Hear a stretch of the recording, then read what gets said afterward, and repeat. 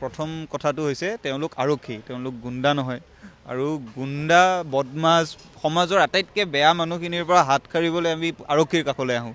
আৰক্ষীয়ে যদি এতিয়া গুণ্ডাৰ দৰে আচৰণ কৰে, আৰক্ষীৰ মাজত যদি মানুহৰ প্ৰতি মৰম নাথাকে, গুণ্ডামি থাকে, তেতিয়া মানুহে ভয় খায়। আৰু সেই সমস্যাটো আজি হৈছে।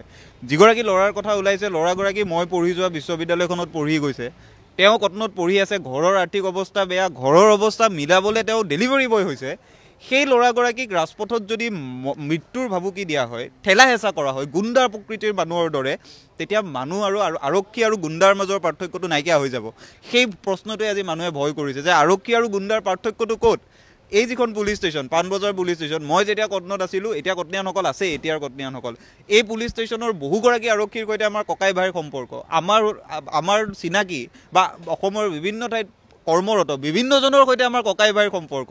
আৰক্ষীক আমি বেয়া নাপাওঁ, কিন্তু আৰক্ষীৰ মাজত থকা এই ধৰণৰ প্ৰকৃতিৰ মানুহ, যাৰ মাজত এই ধৰণৰ প্ৰবৃত্তি এটা আছে যে ৰাজপথত আত্মসন্মান নথকা মানুহৰ দৰে, আত্মসন্মান থকা এগৰাকী মানুহক যদি ডেলিভাৰী বয়ে হওক, ডেলিভাৰী বয় কাৰণে তেওঁক আজি ঠেলি দিয়া হ'ল। ৰাজনীতিক এজন হ'লেও ঠেলিব নোৱাৰিলেহেঁতেন, ডাঙৰ অফিচাৰ এজন হ'লেতো ঠেলিব নোৱাৰিলেহেঁতেন, সমাজৰ তথাকথিত ডাঙৰ মানুহ হ'লে তাকতো ঠেলা মাৰি মৃত্যুৰ ভাবুকি দিব পৰা নগ'লহেঁতেন। এইকাৰণে পৰা গ'ল কাৰণ ই ডেলিভাৰী বয় হৈ আছে। তাৰ পৰিচয়টো আত্মসন্মানত কিয় আঘাত দিয়া হ'ল, এই গোটেইকেইটা কথাতে আমাৰ বেয়া লাগিছে। আৰু আমি আশা কৰিম DGP মহোদয়ে যিহেতু তদন্তৰ কথা কৈছে, ক্ষীপ্ৰতৰ হওক তদন্তটো ক্ষীপ্ৰতৰ হওক। এই ল'ৰাজনে ন্যায় নোপোৱালৈকে এই গোটেই কথাখিনি অব্যাহত থাকিব। কাৰণ ল'ৰাজনৰ আত্মসন্মানত আঘাত দিয়া হৈছে।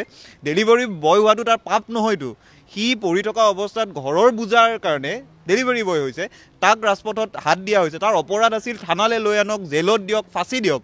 কিন্তু ৰাজপথত এইদৰে আত্মসন্মানত আঘাত কৰাকৈ জোৰ জুলুম কৰা কথাটো গুণ্ডা প্ৰকৃতিৰ মানুহৰ কাম, আৰক্ষীৰ কাম নহয়।